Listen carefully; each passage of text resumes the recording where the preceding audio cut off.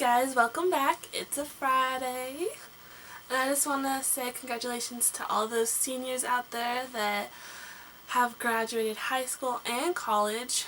Big accomplishment. I know it's a little bit different this year than normal. Myself included, we all get to miss out on walking across that stage, but it's still a huge accomplishment. And I'm sure your families will celebrate you. So just congratulations, and let's dive into this. So today we are in Proverbs. And so I'm going to give a little bit of background on Proverbs, and then we will dive in to Proverbs 19, 21, and 22.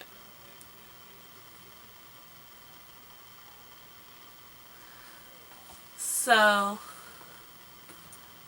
Proverbs is written mostly by Solomon, with Agur and Lemuel contributing some of the latter sections. This book was written to help us learn how to apply divine wisdom to daily life to provide moral instruction.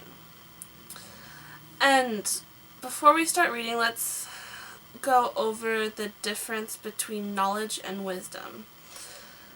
Knowledge is just having the facts, whereas wisdom is applying the facts to life. So we're going to be looking at Proverbs 19, verses 21 and 22. So the first one is 21, which says, "Many are the plans in a person's heart, but it is the Lord's purpose that prevails." So, we have tons of plans of what we think our future should be and what we think our life should look like. But in the end, if we're Christ followers, that doesn't matter. And God's purpose for our life will prevail. What God wants us to do, what God has planned for us, will be what ends up happening. And I can tell you that God's plan for your life is way better than any plan that you could come up with for your life. God knows your gifts because He gave them to you. And His plan includes those gifts and is centered around those gifts and Him. For instance, I'm just going to use my own life here. I knew what I wanted to be when I was growing up, but it was between two different things. It was between being a chef or a teacher, and I knew that I wanted to work with kids. And my last 2 years of high school, God made it clear that I was going to be a teacher. And He is still making that clear to me today, that I'm going to be a teacher.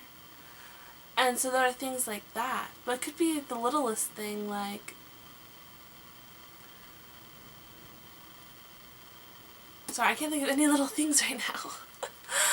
But He has a plan for your life, and it's more amazing than what you could possibly think of. He's using you for His glory and to further His kingdom. And that's what matters. We are called to be disciples who make disciples. And as long as we do that, our life is going to be awesome. God has a plan, and it is a plan. His plan is to prosper us, not to harm us. Okay, the next one is verse 22. "What a person desires is unfailing love. Better to be poor than a liar." Basically, we all desire that unfailing love, that love that you can only find with God.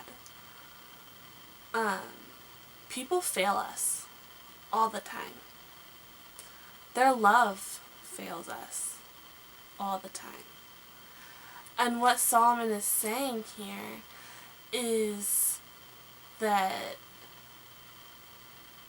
we need to own up to this and not lie to ourselves.